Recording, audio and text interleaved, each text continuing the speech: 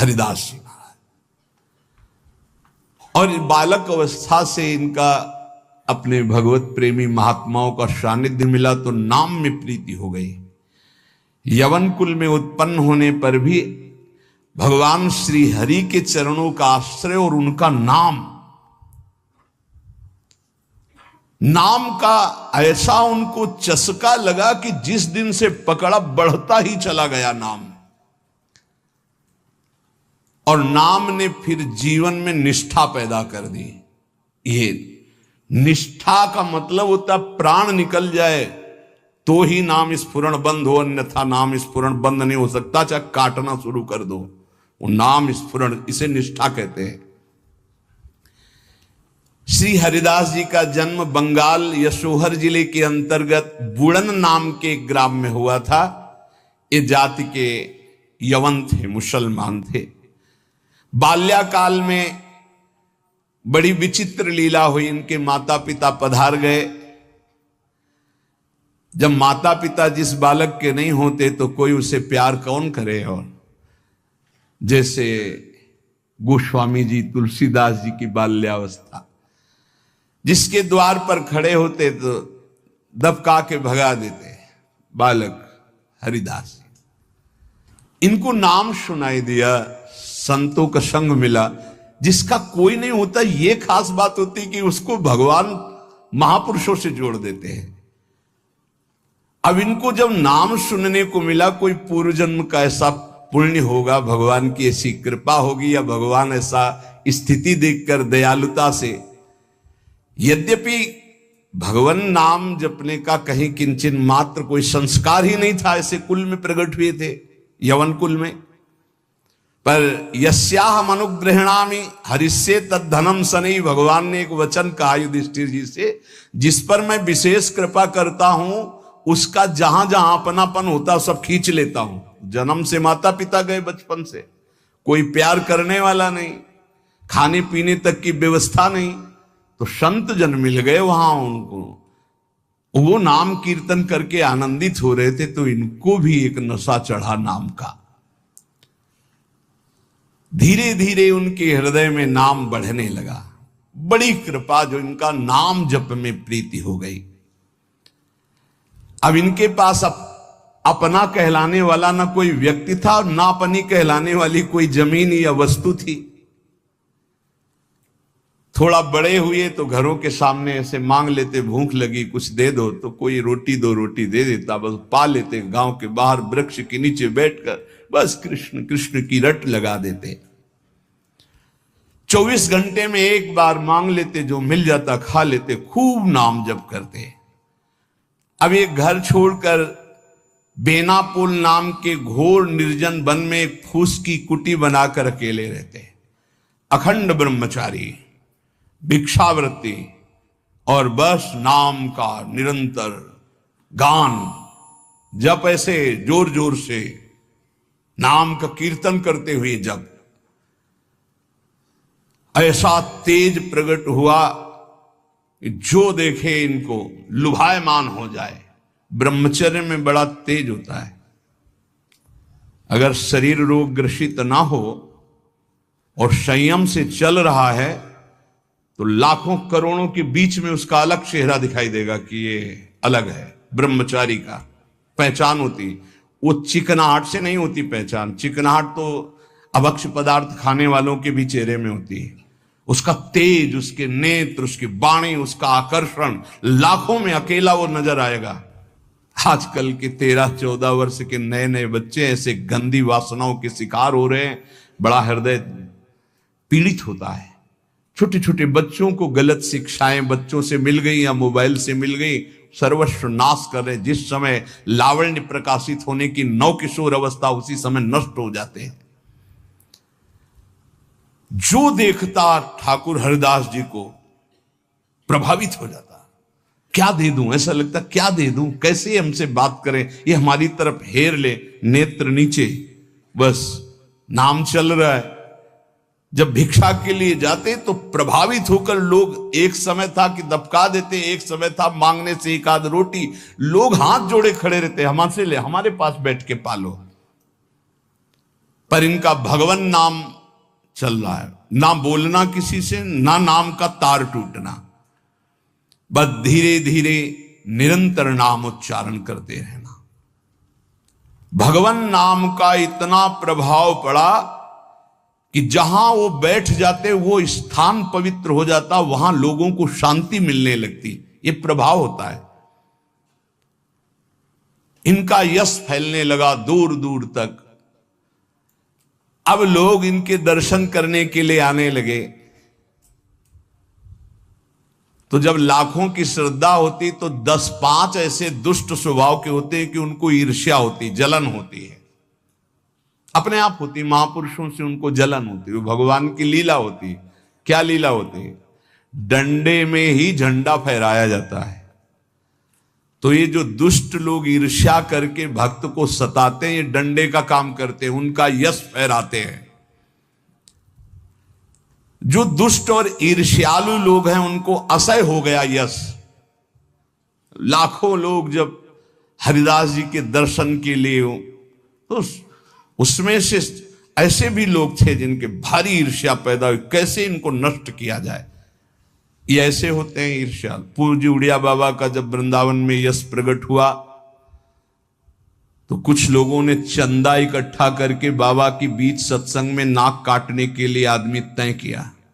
वो आदमी चाकू छुपा के गया प्रणाम करने की मुद्रा, और ऐसे जीव तो वहां उनके पार्षद जो मोरछली डरा रहे थे बहुत सावधान, तत्काल पकड़ते पकड़ते चावल भर नाक में चाकू चली गई। बाबा उनको तत्काल एकांत लय गुफा में ले गए और कहा, भैया हमने कभी कोई कटु वचन आपको कहा क्या? तो रो पड़ा। बोले, बाबा पैसे में, गरीब आदमी हूं मैं, पैसे में बिक गया। मुझे अमुक ने इतने रुपए दिए हैं और कहा इसके बाद इतने रुपए और देंगे। मैं हाथरस का हूं, मैं गरीब आदमी हूं, केवल पैसे के लिए काम। मैं आपको नहीं जानता था पर हमसे कहा गया कि जाइए और ऐसा कर। बाबा मुझसे बहुत गलती। बाबा ने कहा कोई बात नहीं है, कुछ पैसे अपनी तरफ से दिलाए और कहा हाथरस की गाड़ी में बैठाल के आओ। अपने जनों से कहा कसम हमारी है अगर इसको एक शब्द भी कहो, तो सम्मान पूर्वक उसे हाथरस सुरक्षित भिजवा दिया। अकारण द्वेष मानने वाले पैदा हो जाते हैं जब किसी का यश होता है। कैसे इनका यश नष्ट हो? ये ईर्ष्यालु एक रामचंद्र खां नाम के बड़े जमींदार थे। यार हमारे पास तो जमीन रुपया पैसा कोई नमस्कार नहीं करता है, 2 रोटी मांग के खाने वाला नाम जपा, इसको जिसको देखो प्रणाम करता चल। ये लगता है कौन भाई? बोले बाबा जी। बाबा जी मतलब बाबा जी तो एक लगता है क्या है, मतलब बाबा जी क्या है? उसको लगा मैं जमींदार हूं, रुपया है, पैसा है, हमें तो कोई नमस्कार नहीं करता है, इसको जो देखो नमस्कार कर रहा है, कैसे इसका यश नष्ट करूं? तो पहला बाण होता है कामिनी। जब कभी किसी को नीचा दिखाना होता है, ऐसा होता है। जब कभी किसी का यश होता है तो विविध प्रकार की माया के पार्षद अपना प्रयास करते हैं। तो उसने विचार किया कि इसका कैसे नाश किया जा सकता है, कैसे नीचा दिखाऊं, इसके बड़े हुए यश को कैसे मिट्टी में मिलाऊं। जमींदार तो था ही, पैसे थे ही। उसने विचार किया कि इनके पतन करने के लिए, इनका पतन भी करूं उपहास भी करूं, दोनों बातें हो जाएंगी। उसने नवीन अवस्था की वैश्या 2 जो उसके परिचय में थी, उनमें से एक को देखा जो बहुत प्रवीण, बहुत सुंदर, बहुत चालबाज, चतुर।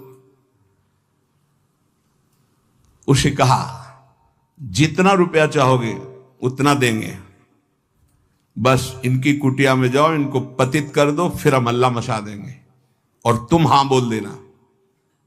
वो पैसे में बिकने वाली उसको तो क्या, जिसके बड़े रक्षक भगवान है उसको कौन पतित कर सकता है, नीचा दिखा सकता है। एक बार गदाधर भट्ट जी का बहुत बड़ा यश फैला हुआ था। जब वो सत्संग करते तो लोग हजारों लाखों लोग सत्संग का आनंद लेते। तो उसमें एक कल्याण सिंह नाम के जमींदार धनी मानी आते थे। अब सत्संग में संयम की चर्चा होती, तो जब से सत्संग सुना उन्होंने अपनी पत्नी से बात नहीं किया। गृहस्थ धर्म का जो संयोग है उन्होंने बात ही नहीं की। पत्नी ने देखा कि हमारे वर्षों होते जा रहे हैं और हमारे पति हमारे हाथ से गए। यद्यपि उनके सौम्य बर्ताव, बड़ा साधुता का बर्ताव, पर वो काम से पीड़ित होकर के हमारे जीवन में आग लगाने वाला एक गदाधर भट्ट जी हैं। अगर ये कथा ना करते तो हमारे पति का स्वभाव न बदलता और हमारा जीवन गृहस्थ धर्म नष्ट ना होता। तो देख लेंगे हम इनको। और वो जमींदार धन था। एक भिखारिन गली में जा रही थी मांगती हुई, बुलाया उसको, और गर्भवती थी। बोले तुम्हारे गर्भ का खर्चा, परिवार का खर्चा जब चाहोगे उतना धन देंगी, बस एक बात है।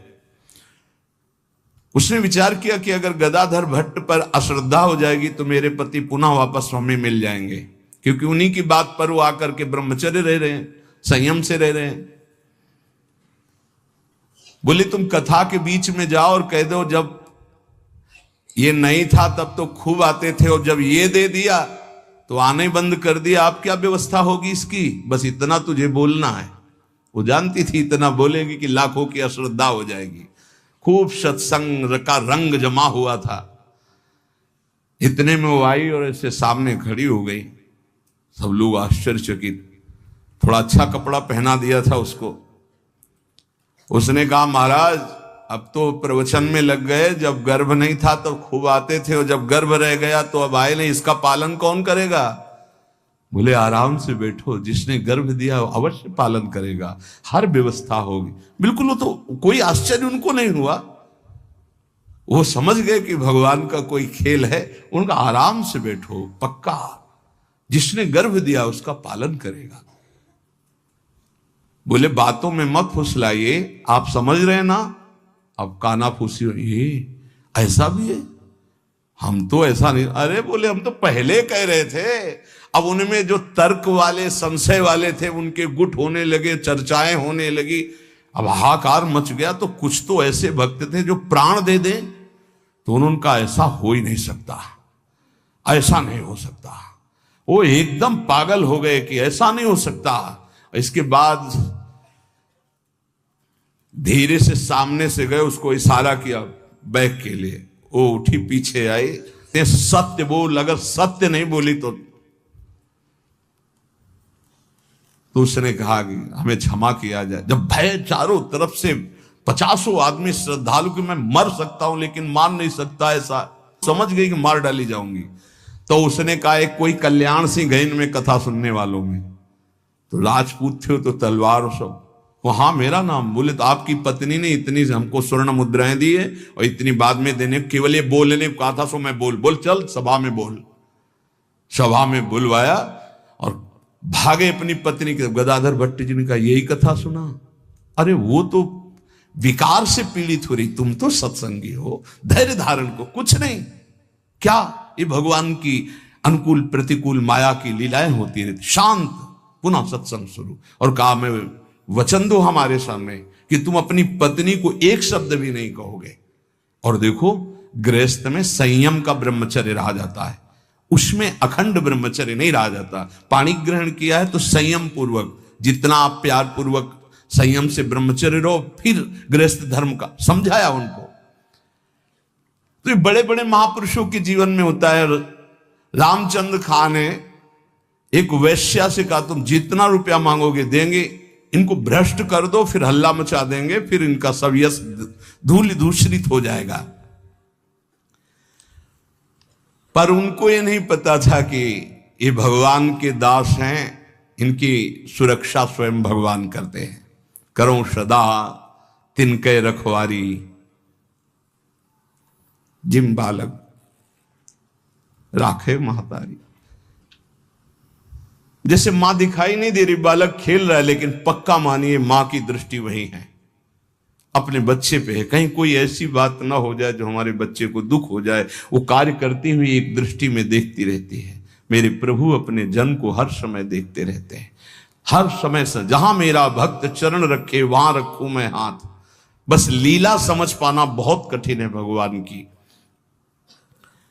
संपूर्ण संसार एक तरफ विरोध करने लगे तो भी भक्त का बाल बांका नहीं हो सकता। जो होगा विधान भगवान की तरफ से होगा।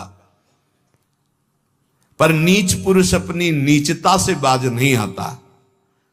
उसने 16 वर्षीय वैश्या को, जो बड़ी रूपवती थी, बड़ी प्रवीण थी, चालबाज थी, चतुर थी, उसको खूब श्रृंगारित करके भेजा, जाओ और उनको भ्रष्ट कर दो। जंगल में रहते थे। उसको भी गर्व था कि कोई ऐसा पुरुष पैदा नहीं हुआ जिसको मैं चाहूं और भ्रष्ट न कर सकूं। पर उसको क्या पता था कि परम पुरुष का दास ऐसा होता है। हरिनाम में डूबे हुए श्री ठाकुर हरिदास जी उसकी कुटिया में गए। ठाकुर हरिदास जी ने कृष्ण कृष्ण कृष्ण, शांत बैठे हो अपने कृष्ण कृष्ण, बार बार बोलना चाहती कुछ बात कर, हरे कृष्ण हरे कृष्ण। सुबह से गई, पूरी शाम हो गई, कृष्ण कृष्ण कृष्ण।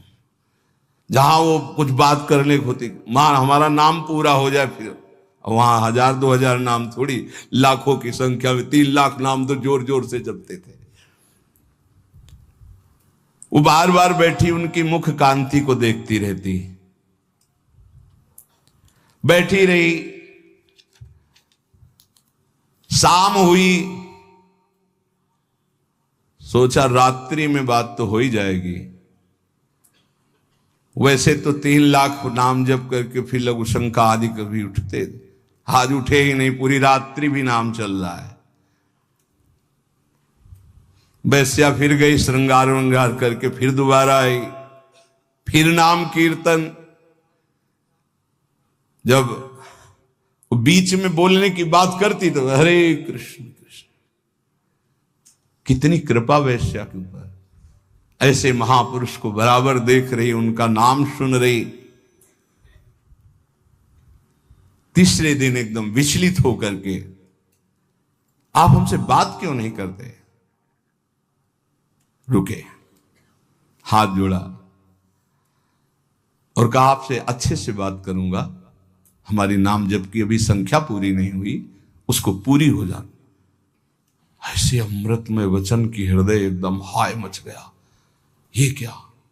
वैसे मैं पापनी हूं, नीच हूं, गंदा आचरण करती हूं, ऐसे महापुरुष के लिए गंदी बात सोच रही।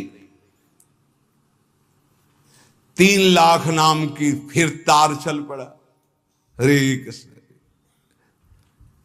उच्च स्वर से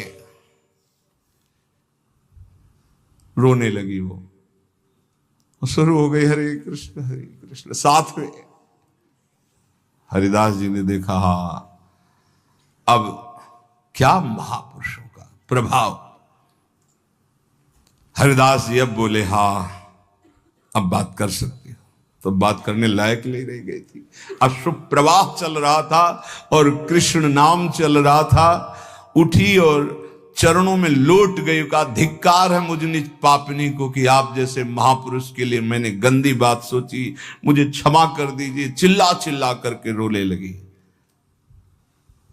उन्होंने कहा, दुखी नहीं होना, मेरे प्रभु तुम पर बहुत कृपा किए हैं। वो आंखों से आंसू बहाती जा रही, गदगद कंठ से कह रही, पतित पावन आप मुझे स्वीकार कर लीजिए, मैं आपकी चरणों की दासी हूं। आप तो अहेतुकी कृपा करने वाले परम दयालु हैं।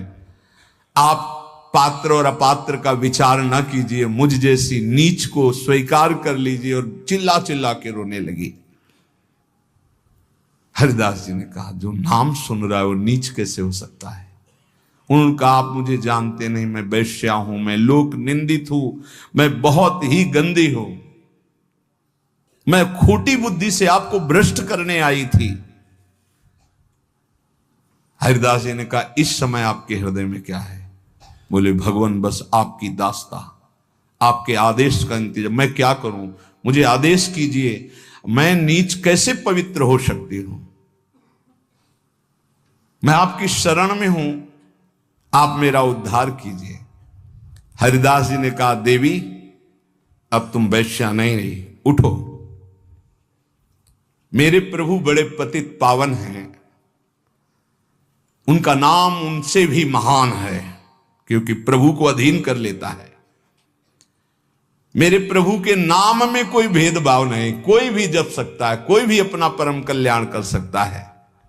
मेरे प्रभु के नाम में इतनी सामर्थ्य है कि कोई इतना पाप इकट्ठा ही नहीं कर सकता जितना नाम में पाप नाश की सामर्थ्य है। तुमने जो पाप कर्म से पैसा पैदा किया है, आज से उसका प्रयोग मत करना, उसे हटा दो, उसे दे दो, गरीबों को बांट दो। और आज से तुम जो 3 दिन से नाम सुन रहे हो, इसी नाम को रटो। देखो, ये नाम तुम्हें परम पावन कर देगा। वैश्या ने कहा, अब तो मैं जाऊंगी नहीं अपने घर, संपत्ति बांटने की तो बात, अब वहां जाऊंगी नहीं। तो उन्होंने कहा, फिर इसी कुटिया में रहकर तुम नाम जप करो, मैं चला। वो वैराग्य लेके उसी कुटिया में नाम जप करने लगी और उसका नाम हरिदासी हुआ। और हरिदास जी उसी समय उस कुटिया से निकले, सीधे शांतिपुर अद्वैताचार्य के समीप चले गए। अद्वैताचार्य जी बहुत बड़े महाभागवत, वो सदैव श्री कृष्ण चिंतन में संलग्न रहते, अद्भुत विद्वान, शास्त्रज्ञ, भगवत प्रेमी महापुरुष। अब वो फटे पुराने कपड़े पहन करके वैश्या वही नाम कीर्तन करें। अब उस जमींदार के तो होश उड़ गए कि मैंने भेष छुड़वाने के लिए वैश्या को भेजा था और यहां वैश्या ही अपना भेष परिवर्तन करके वहां नाम जप करने लगी। ये क्या है नाम जापक जन, भगवान के जन। उस वैश्या का वैसे ही सम्मान होने लगा कुछ वर्षों बाद जैसे हरिदास जी का होता था।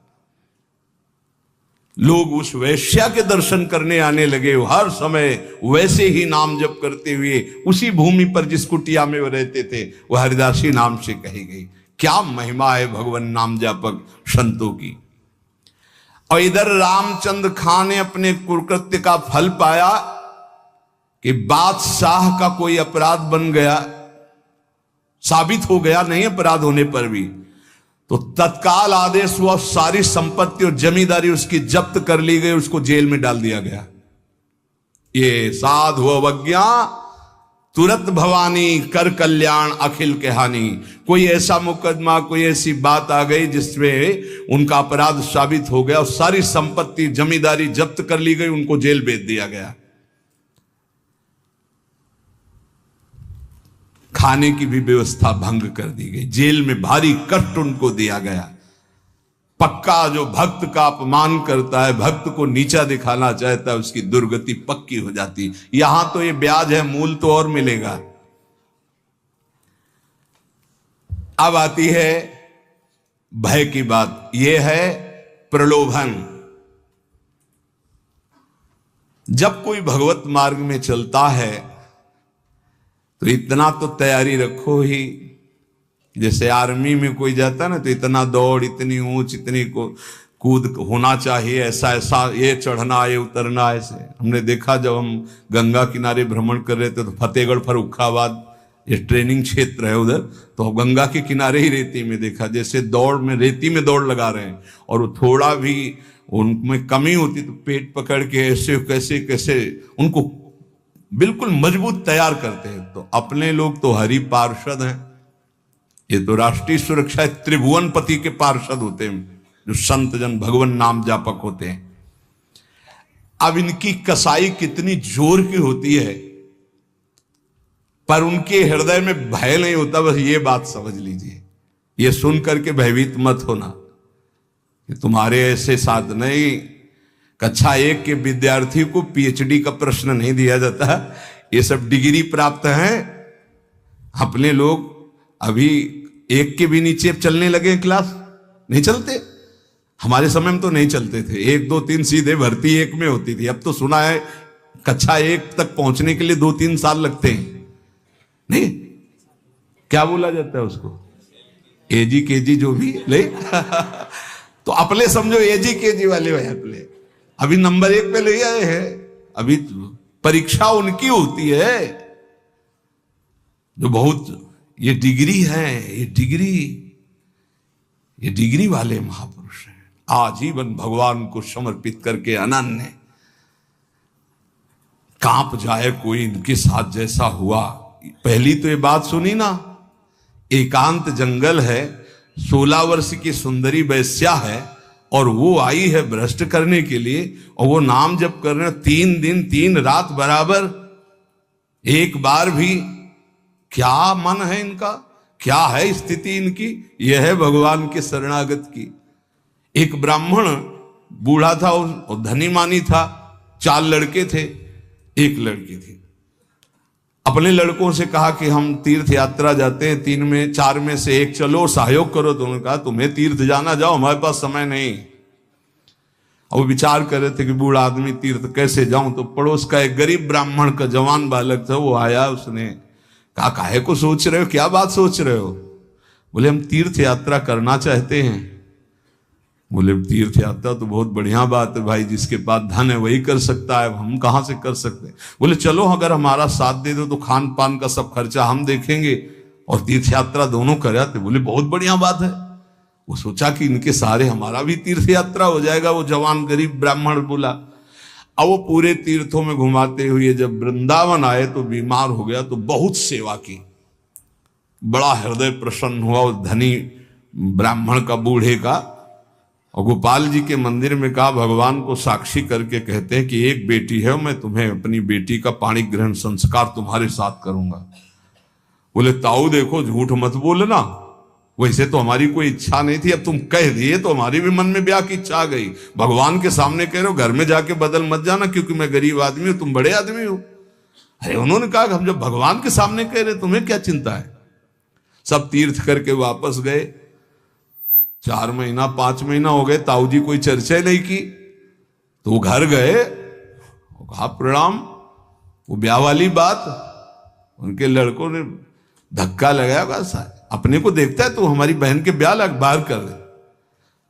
बूढ़े से कहा भगवान के सामने साक्षी तुमने कहा था तुम्हें, तो बूढ़ा बस कहता हमें कुछ याद नहीं कि हमने कुछ कहा है।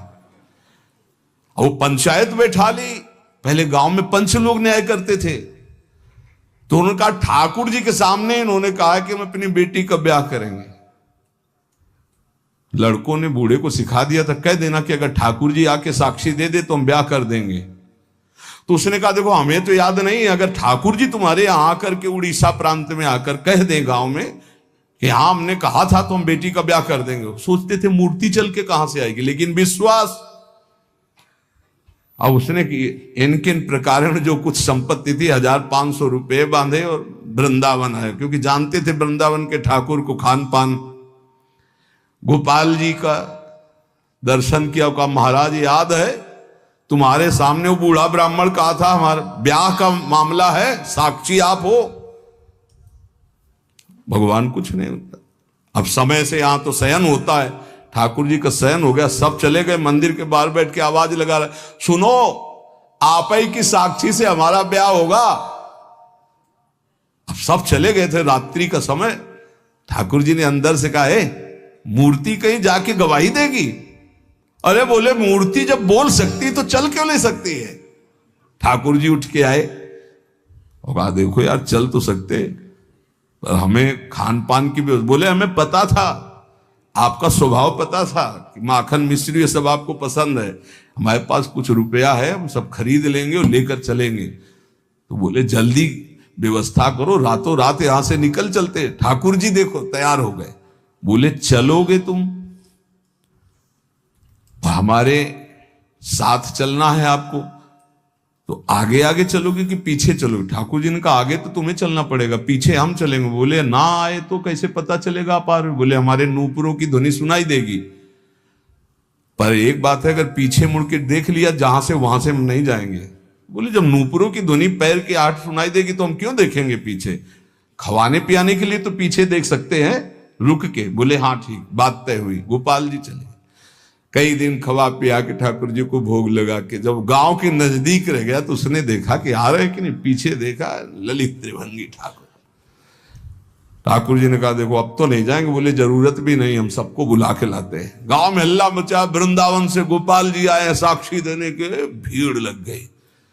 ब्राह्मण ने कहा अपने लड़कों से कि आप नहीं, अब तो साक्षी देने की जरूरत ही नहीं, भगवान पधार गए और ब्याह हो। बोले विश्वास का फल देखो, मूर्ति चल करके यहां से उड़ीसा प्रांत जाकर साक्षी देने लगी। विश्वास का फल देखो, भयंकर से भयंकर कष्ट की परिस्थिति में प्रहलाद जी की आह नहीं निकली, और प्रहलाद जी का विश्वास देखो, खंभे से नरसिंह भगवान का अवतार हो गया। ये विश्वास बहुत बड़ी उपलब्धि है साधना की। महात्मा हरिदास जी विश्वास के तो मूर्तिमान स्वरूप हैं। उन्होंने नाम को ही अपना जीवन माना, भगवान निष्ठा उनके हृदय में अटल भाव से थी। बेनापोल की निर्जन कुटिया में उस वैश्या का उद्धार करके उसे हरिदासी बनाकर आप शांतिपुर आ गए, अद्वैताचार्य जी के पास। शांतिपुर के समीप ही फुलिया नामक ग्राम में एकांत में छोटी सी फूस की झोपड़ी बनाकर अहरनिश कृष्ण नाम जप रहे थे। उस समय बादशाह यवन ही था और वहां के बड़े बड़े काजी अधिकारी यवन ही थे। भारी अत्याचार उन लोगों का था, यहां तक कि उनके धर्म के विरुद्ध कोई चू नहीं बोल सकता था, सत्ता थी। अब जब वहां काजी को पता चला कि रात दिन ये नाम जप करता है और यवन धर्म से इसका जन्म है, तो उनके मन में आया कि इसको दंड दिलाया जाए कि बड़ा इसका सम्मान हो रहा है। काजियों का ये समझो एक तरह के वो बादशाह ही होते थे, बादशाह उन्हीं के इशारे से चलते थे। गोराई नाम का एक काजी था जो बहुत ही कठोर और कर्कश स्वभाव का था। हरिदास जी का प्रभाव देखकर वो ईर्ष्या से देखता। मतलब कुछ लोग ऐसे देखते हैं कि बस उनके पास जो है वो भस्मासुर वाली ताकत नहीं है कि हाथ धर दे भस्म हो जाए, नहीं तो भक्तों को वो भस्म ही कर दे, ऐसी दृष्टि होती है। वो दृष्टि से पता चलता है। वो हरिदास जी को ऐसे देखता कि कैसे इनको नष्ट कर दूं। और जब उसको ये पता चला कि यवन धर्म के ही हैं, तब तो बढ़िया उसको रास्ता मिल गया। हरिदास जी का प्रभाव दिनों दिन बढ़ता चला जा रहा था।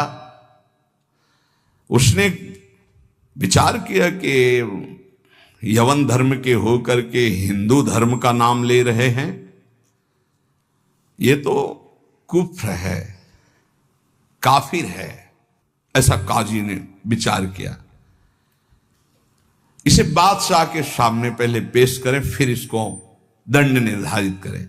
गुराई काजी ने विरुद्ध राज दरबार में अभियोग चला दिया ठाकुर हरिदास जी की। राज आज्ञा हुई तत्काल गिरफ्तार किया जाए, क्योंकि बादशाह यवन था। हथकड़ी बेड़ियों से जकड़ लिए गए ठाकुर हरिदास जी। डरना नहीं, ये डिग्री वालों की बात है जो उच्च कोटि के महापुरुष हैं। तुम मत सोच लेना कि हम राधा राधा जपेंगे तो, हाँ ऐसा नहीं। भगवान वो सामर्थ्य देते जो प्रहलाद जी को सामर्थ्य दी, वही ऐसे भक्तों को सामर्थ्य देते। ऐसा नहीं है कि अपने सामर्थ्यहीनों को ऐसा प्रश्न कर, ऐसा नहीं, डरना नहीं कि भगवान बड़ी भारी परीक्षा लेते हैं। हथकड़ी बेड़ियों से जकड़ लिए गए और इनको पेश किया गया निरपराध हरिदास जी को अपराधी की तरह। बादशाह ने देखा 9 युवक तेज से प्रभावित, मानो पूरा सभा आश्चर्यचकित और आलोकित हो गई हो, प्रभावित हो गए जो यवन बादशाह थे, और कहा सम्मान से इनको बैठाला जाए। आसन दिया गया, आसन पे बैठे। हरिदास जी जब बैठ गए तो बादशाह ने कहा कि आपने स्वाभाविक धर्म परिवर्तन किया है, तुम्हारा जन्म तो मुसलमान के घर में हुआ है और ये तुम्हारी जैसे अपने भगवान का नाम लेते हैं, तैसे अपने भगवान का नाम लेके बोले कि तुम्हारी तो कृपा ही जो है, जो यवन धर्म में तुम्हारा जन्म हुआ। बादशाह ने कहा तुम काफिरों का आचरण क्यों करते हो? इससे तो तुम्हें नर्क जाना पड़ेगा। मुझे बड़ी दया आ रही तुम्हें देखकर, दंड देना नहीं चाहता, फिर भी तुम तौबा बोलो, प्रायश्चित करो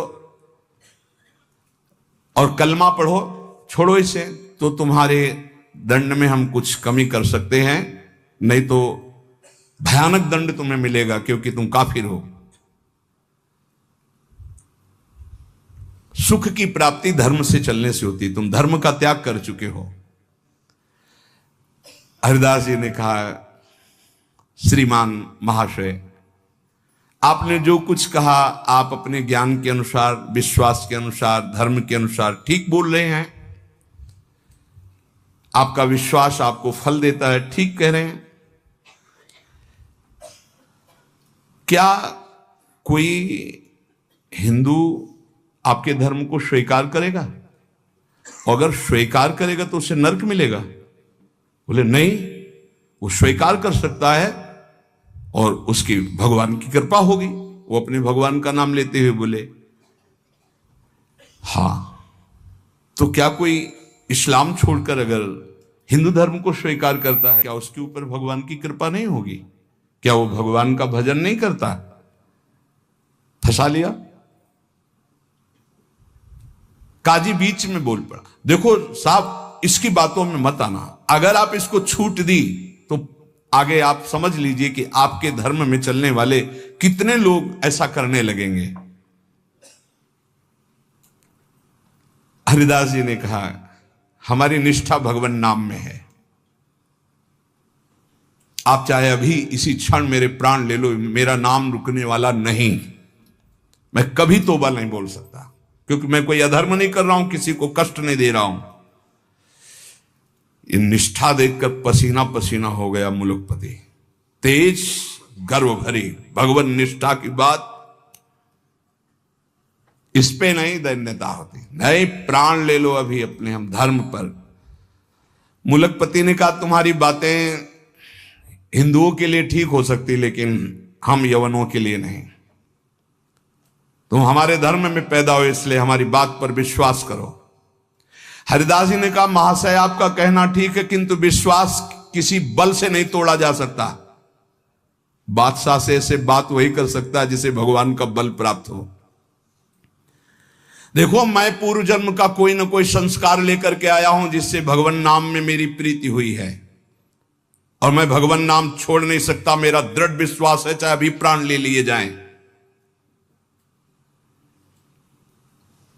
और अगर आप ऐसे ही दंड देने वाले हैं तो कितने लाखों हिंदुओं को मुस्लिम बना लिया, क्या उनको दंड दे रहे हैं आप? यदि ऐसा वो दंड के अपराध भागी नहीं बने कि हिंदू धर्म छोड़कर आपने उनको यवन धर्म में बना लिया, तो मैं यवन धर्म छोड़कर अगर नाम जप करता हूं तो मैं अपराधी कैसे हो सकता हूं? बादशाह चुप हो गया। गुराई काजी ने देखा यहां मामला तो उल्टा हो गया। तब जोरों के साथ कहा हम ये सब कुछ नहीं सुनना चाहते, इस जो धर्म के प्रतिकूल चले उसको दंड देना चाहिए। तुम अधर्म कर रहे हो, तुम काफिर हो, तुम्हें दंड मिलना चाहिए। काजी के बोलते ही बादशाह चुप हो गए, ना इधर कुछ बोल पा रहे ना इधर। फिर कहा कि देखो गोराई काजी जो कह रहे हैं तुम वो बात मान लो और कलमा पढ़ो और छोड़ो ये नाम जप करना।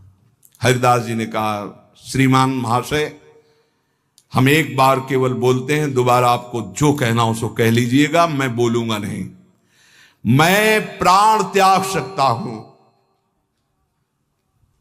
पर भगवान नाम नहीं छोड़ सकता।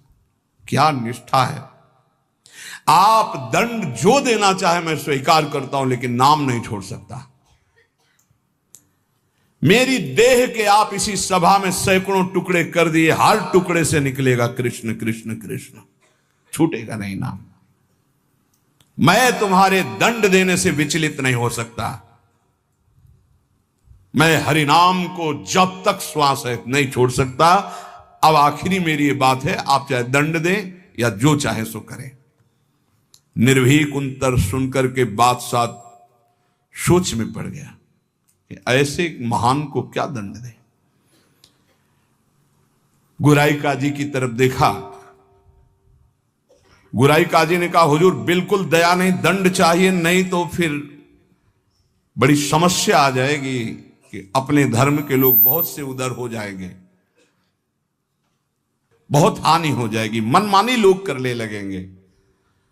मुलकपति ने कहा, सही पूछो तो मेरे में हिम्मत नहीं है, तुम बोलो दस्तखत हम कर देंगे। क्या दंड दिया जाए तुम बोलो, दस्तखत कर देंगे, लेकिन हिम्मत नहीं कि मैं दंड निर्धारित कर सकूं।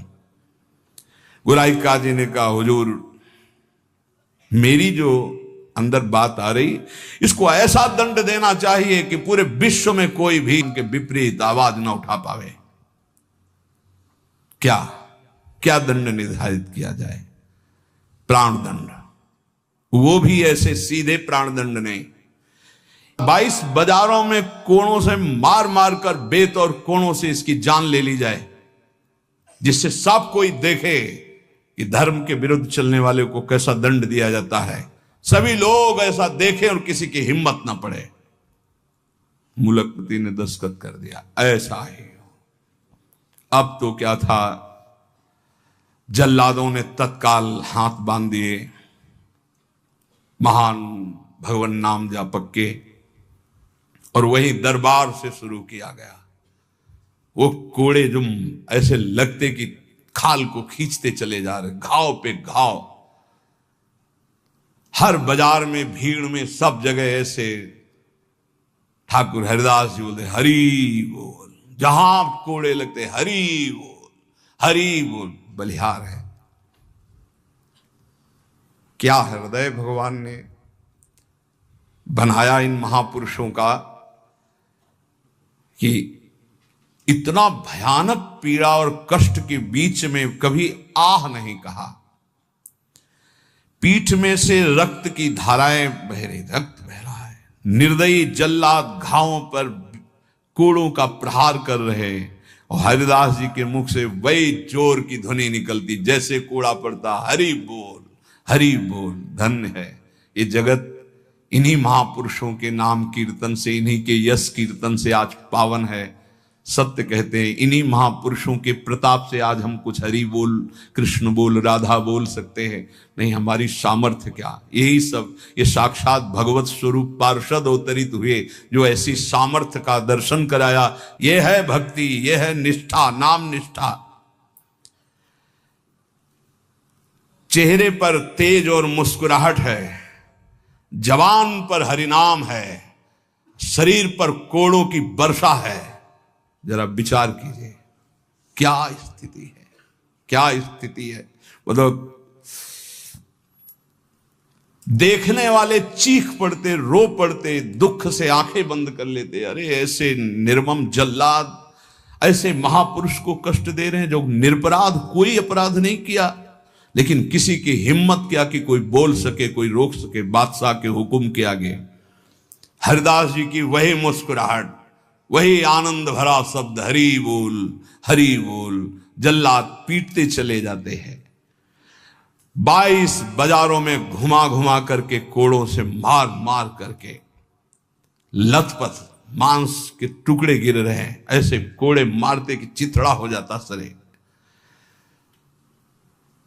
जल्लाद आश्चर्य में हो गए कि किस माटी का बना हुआ ये भगत है कि एक बार भी उफ नहीं निकला, आह नहीं निकला, हरि बोल, हरि बोल। और जहां वो मारते कोड़े और कहते, अब भी कहता है हरि बोल, हरि बोल, तो मुस्कुरा के देखते, बोले तेरा भी कल्याण हो गया। क्योंकि वो भी यवन जल्लाद थे, वो गुस्सा में बोलते, अब भी कहता है हरि बोल, हरि बोल, तो कहते तेरा भी कल्याण हो गया, क्योंकि तू भी 2 बार तो हरि हरि बोला, तेरा भी कल्याण हो गया। ऐसे कोड़े चल रहे थे कि 10-5 कोड़ों में ही मृत्यु हो जाए आदमी की। पीठ पर असंख्यों कोड़े, नाम बराबर उच्चारण हो रहा है, कोई मुखारविंद में वेदना नहीं, कोई दर्द की वेदना नहीं। हरिदास जी बीच बीच में भगवान से प्रार्थना करते जा रहे हैं, प्रभु किसी का दोष नहीं, नाथ किसी को दंड मत देना, न इन जल्लादों को, न काजी को, न बादशाह को। प्रभु मेरी प्रार्थना है किसी को दंड मत देना। प्रभु से बात कर रहे हैं। जो दंड दे रहे हैं उनके लिए वो उसी समय भगवान से प्रार्थना कर रहे हैं कि इनको किसी को कष्ट, क्योंकि पता है प्रभु ये सब भूले हुए लोग हैं, इनके अपराध को आप कभी मानना ही नहीं कि अपराध किया है। कैसे कृपालु भक्त है, जिनके ऊपर प्रहार हो रहा है वो प्रभु से प्रार्थना कर रहे हैं, प्रहार करने वालों को कष्ट मत देना प्रभु, ये बेचारे हैं, ये भूले हुए हैं। महात्मा हरिदास जी आखिरी में हरि बोल कहकर मूर्छित हो गए। उन जल्लादों ने देखा कि नस नाड़ी में कोई धड़कन नहीं, अब ये पधार गए। गोराई काजी ने देखा कि हां ये पधार गए। सहमति हुई कि अगर इसको जमीन में दफनाओगे तो उत्तम गति होगी उनके अनुसार से, इसलिए इसको गंगा में फेंक दो। गोराई काजी ने कहा अगर कब्र में हमारे धर्म के अनुसार तो फिर इसे बहिष्ठ स्वर्ग की प्राप्ति होगी, वो मैं होने नहीं दूंगा, इसलिए इसको गंगा में फेंक दो। फेंक दिए गए। जे ही पतित पावनी भागीरथी का स्पर्श हुआ, मुख में गंगा जल गया तो जैसे अमृत गया हो। और तो गंगा के प्रवाह में गंगा जी गोद में लेके जा रहे, डुबो नहीं रहे। अब उनको चेतना आई, कृष्ण कृष्ण कृष्ण कृष्ण। गंगा जी धीरे धीरे उनको अपनी लहरों से, गंगा जल के स्पर्श से सारी जो वेदनाएं थी, घाव थे, उनमें बड़ी शीतलता। हरिदास जी को चेतना हुई और बहते हुए जब किनारे लगे तो लोगों ने उनको उठाया और फुलिया के समीप उनको गोद में लेकर के ले गए, जहां उनकी पहले कुटिया थी। चारों ओर ये बात तो फैल ही गई थी। हरिदास जी के दर्शन के लिए भारी भीड़ इकट्ठा हुई। हरिदास जी बैठ करके कीर्तन कर रहे हैं। क्या मतलब, क्या देह है, क्या स्थिति है। इसलिए जैसे भगवान अनंत, उनके भक्त की महिमा अनंत। गंगा जल के स्पर्श से सारे घाव खत्म हो गए, किसी औषधि की जरूरत नहीं पड़ी। चमत्कार। जब बादशाह ने सुना कि वो जीवित हो, नाम कीर्तन कर रहे हैं, तो विश्वास ही नहीं हुआ गौराई जी को कि ऐसा हो ही नहीं सकता, ऐसा बिल्कुल नहीं हो सकता, क्योंकि कुछ बचा ही नहीं था, इतनी उनकी मार मारी गई थी, ऐसा हो ही नहीं सकता। बादशाह, गोराई काजी सब देखने के लिए आए। जब ये सुना कि बादशाह साहब हटाया गया, बादशाह जाग वही तेज, वही नाम, वही स्वस्थ शरीर। तब उन्होंने गोराई काजी की तरफ देखा और कहा भारी अपराध बन गया, ये कोई साधारण नहीं हो सकते, ऐसा दंड पाने के बाद तो कोई जीवित ही नहीं रह सकता। साष्टांग दंडवत ठाकुर हरिदास जी की बादशाह ने की और कहा मुझे क्षमा करो। वैसे मैं दंड देना नहीं चाहता था, लेकिन ये गोराई काजी ने, उन्होंने कहा श्रीमान अब भी आपसे प्रार्थना करता हूं, आपका इसमें कोई दोष नहीं है, ये कोई हमारा पूर्व का हिसाब था जो पूरा हो गया, आप प्रसन्न रहिए। उन्होंने कहा मैं आपकी सेवा करना चाहता हूं, आप आज्ञा कीजिए। ठाकुर हरिदास से कहा बादशाह ने, उनका बस एक सेवा कर दीजिए, अब कभी आना मत और हमारे नाम कीर्तन में कभी विघ्न मत डालना। उनका आज के बाद कभी कोई आपको विघ्न नहीं डालेगा, और आप अगर ऐसा कहते तो मैं कभी आपके सामने नहीं आऊंगा। काजी को फटकारा और लेकर चले। हरिदास जी ने विनम्रता से कहा सुनते जाइए, आप कभी क्षोभ मत करना, इसमें कोई अपराध नहीं है। देखो मनुष्य शरीर में दुख सुख का विधान होता है, हर जीव को अपने कर्म भोगने होते हैं। निमित्त किसी को कर्म बना दे, आपको निमित्त बना दिया, ये तो मेरा ही कर्म था जिसको मैंने भोगा। ऐसे कोई कर्म पूर्व जन्म में किए होंगे जिनका फल मुझे भोगने को मिला, आप कभी क्षोभ मत कीजिएगा। हरिदास जी की ऐसी बात सुनकर फिर बादशाह लौट पड़ा, चरणों में पुनः प्रणाम किया। जितने भी वैष्णव ये सब आकर के बड़ा दुख प्रकट किए हरिदास जी के पास। क्या भगवान, कहां भगवान, आपके ऊपर कोड़े चल रहे थे, कहां भगवान थे, क्यों नहीं बचाए? हरिदास जी ने कहा आप लोग नहीं जानते, आप तो शास्त्र के मर्म को जानने वाले हैं, लेकिन भगवान की कृपा को जानते हैं? मुझे जो दंड मिला उसका कारण है मैंने भगवान नाम की अवहेलना सुनी राज दरबार में, और जीवित रहा, इसलिए मुझे दंड मिलना जरूरी था। और दूसरी बात, जिस समय मेरे ऊपर कोड़े चल रहे थे तुम्हें दिखाई नहीं दे रहा था, हरि ऐसे किए गए थे, एक भी कोड़ा मेरे ऊपर नहीं लगा। जैसे प्रहलाद जी से पूछते थे उनके मित्र कि तुम्हारे ऊपर हाथियों से कुछ लाया गया, ये तो कहते थे मेरे हरि मुझे ऐसे गोद में लिए, एक भी कष्ट मेरे को नहीं हुआ। ठाकुर हरिदास जी कह रहे तुम्हें नहीं दिखाई दिया, तुम कोस रहे हो प्रभु को। जिस समय कोड़े चल रहे थे हरि ऐसे सहस्त्र बाहुओं से मुझे ढके हुए थे, वो कोड़े हरि के ऊपर चल रहे थे, मेरे ऊपर नहीं। वो हरि वार ले रहे थे, मेरे ऊपर नहीं। तभी वो जोर से बोलते थे हरि बोल, क्योंकि हरि पास में। ये भक्त जानता है, बाहरी क्या जाने।